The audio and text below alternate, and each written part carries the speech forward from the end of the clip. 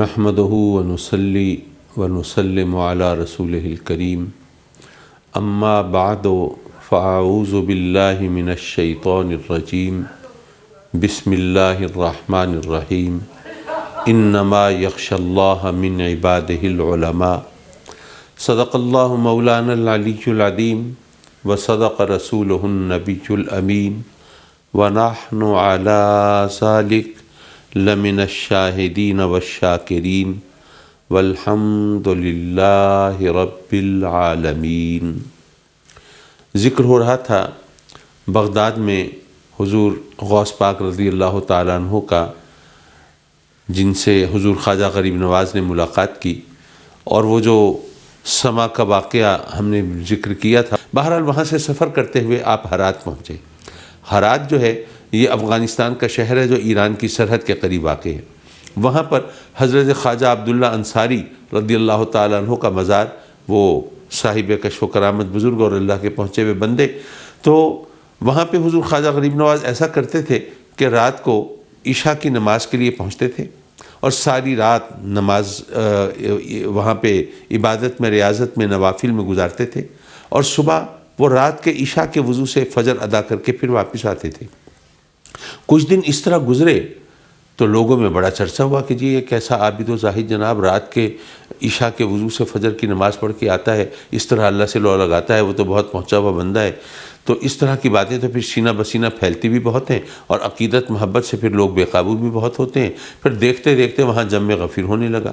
لوگوں کا جب اس طرح رش و ہجوم ہو، جم غفیر ہو، تو ظاہر ہے پھر آپ کی عبادت و ریاضت میں خلل پڑنے لگا، اور آپ اللہ سے اس طرح لو نہ لگا پائیں، اپنے معمولات کو اس طرح پورا نہ کر پائیں۔ تو اس طرح پھر وہاں سے گھبرا کر آپ نے وہاں سے کوچ کیا، اور ہرات سے آپ سبزوار تشریف لے آئے۔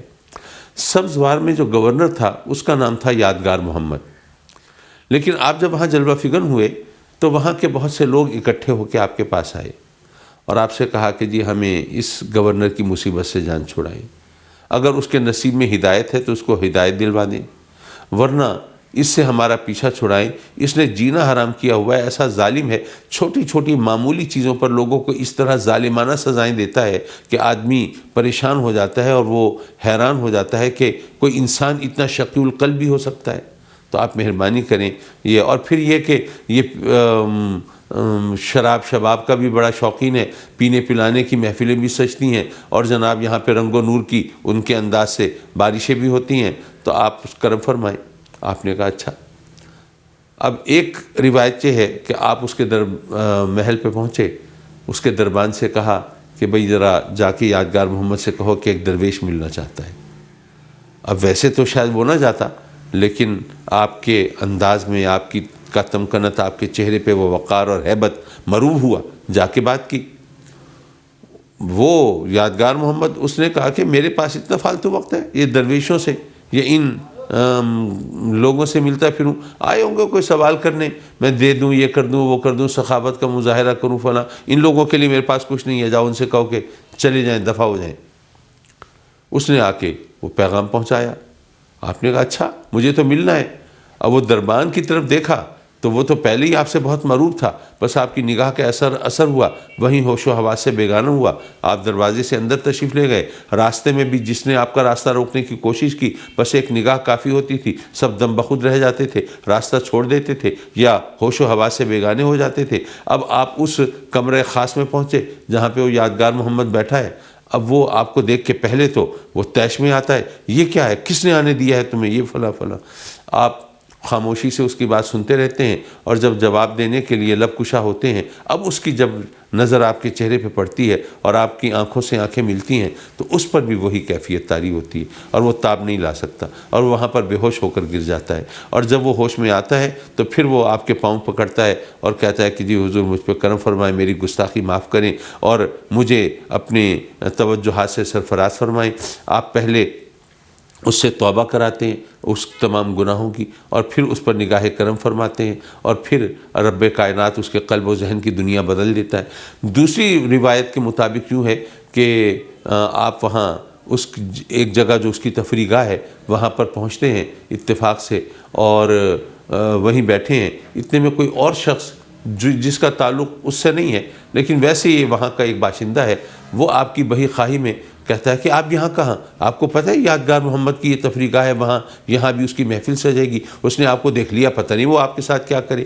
آپ نے کہا تم بے فکر رہو، تم بھی میرے ساتھ بیٹھ جاؤ۔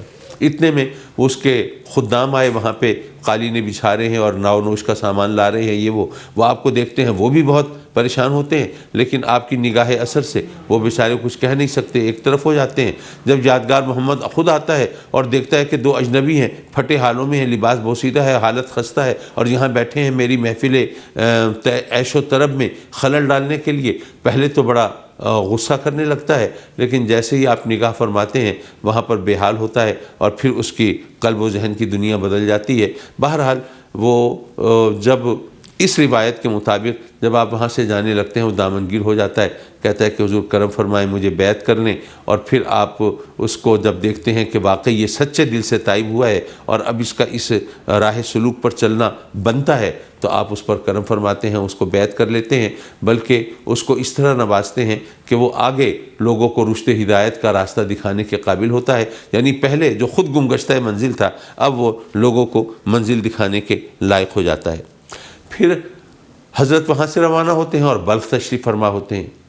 وہاں پر ایک بزرگ ہیں جن کا نام ہے حضرت حکیم ضیاء الدین بلخی، عالم دین ہیں اور ماشاءاللہ ادارہ کھولا ہوا ہے، درس ہے ان کا، وہاں پہ لوگوں کو علم بانٹتے ہیں، لیکن صوفیاء کے بارے میں وہ کوئی اچھا عقیدہ نہیں رکھتے، بلکہ ان کا قول کتابوں میں یوں لکھا جاتا ہے کہ جو یہ تصوف ہے یہ تو ہذیان ہے، جیسے کسی کو بہت سخت بخار ہونا اور اس بخار کی کیفیت میں اس کی زبان سے ہذیان نکلتا ہے جس کا کوئی مفہوم کوئی مطلب نہیں ہوتا، وہ بے ربط اور بے معنی چیزیں ہوتی ہیں۔ یہ صوفیاء جو ہیں یہ بھی یہی کچھ بک رہے ہوتے ہیں ان کی زبان سے اور اس کا کوئی مطلب نہیں ہوتا، یعنی اس قسم کے ان کے نظریات تھے صوفیاء کے بارے میں۔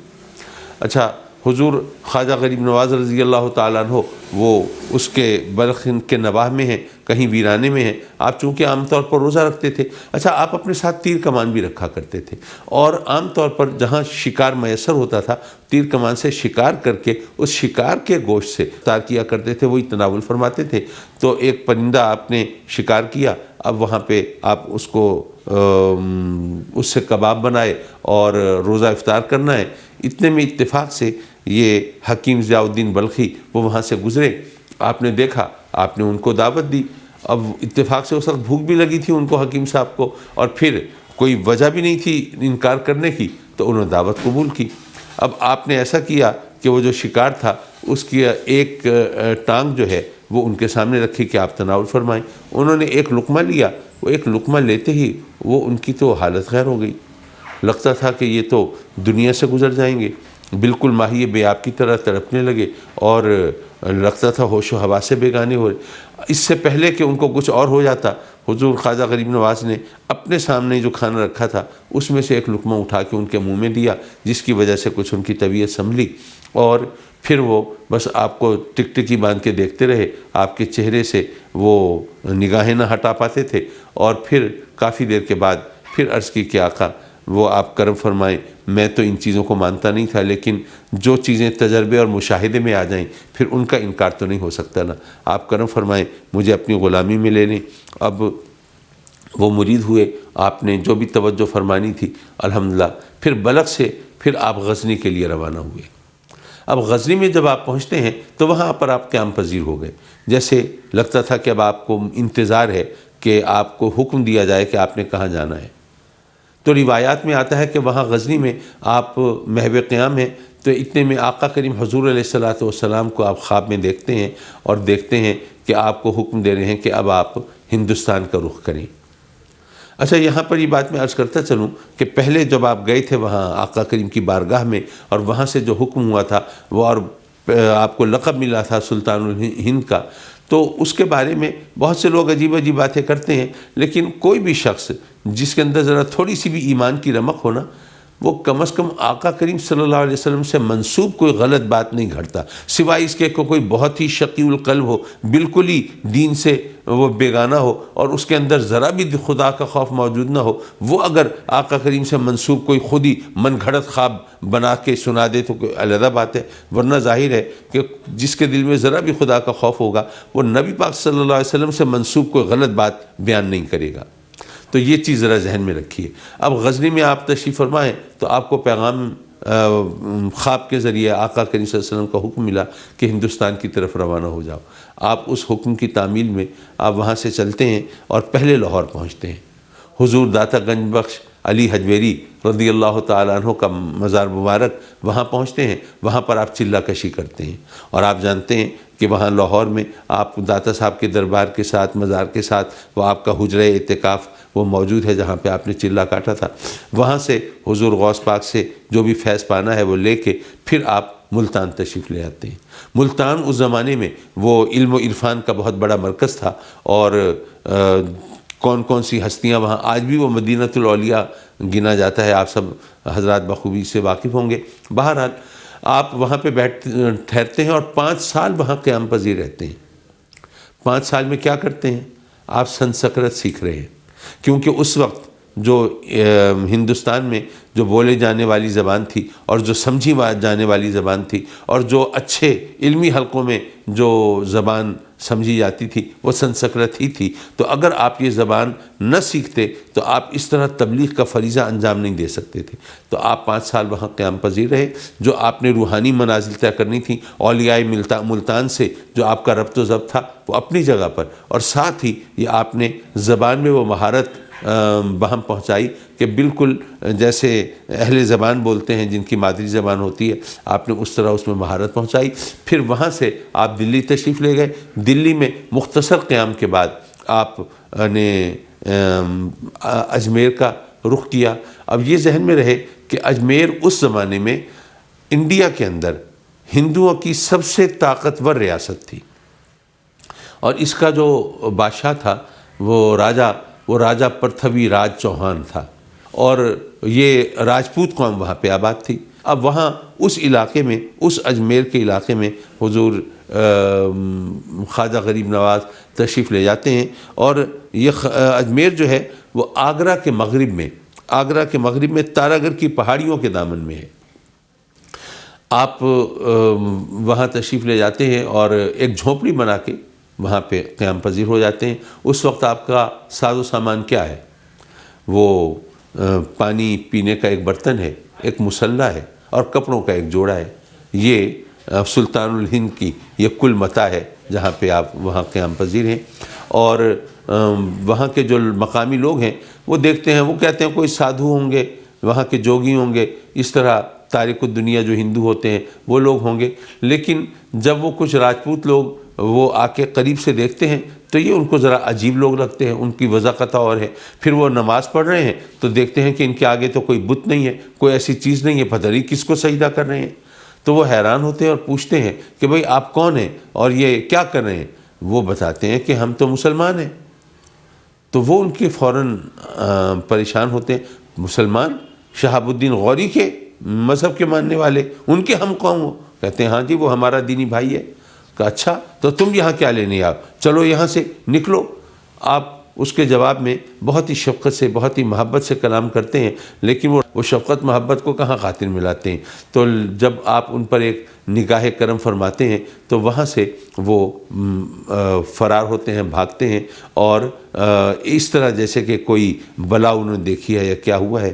اور اس کے بعد پھر ایک جماعت انہی میں سے دوبارہ واپس آتی ہے اور وہ بھی آپ کو تنگ کرنا چاہتی ہے، اور وہ آ کے دیکھتے ہیں کہ آپ نماز پڑھ رہے ہیں، وہ انتظار میں رہتے ہیں، نماز کے دوران آپ کو مارنا چاہتے ہیں تو ان کے ہاتھ جام ہو جاتے ہیں، ہتھیار نکال نہیں پاتے، آپ کا کچھ بگاڑ نہیں پاتے۔ تو پھر وہ خوفزدہ ہوتے ہیں کہ یہ، اور وہ کہتے ہیں کہ تو جادوگر ہیں۔ اب وہ جادوگر کے نعرے لگاتے ہوئے وہاں سے بھاگتے ہیں۔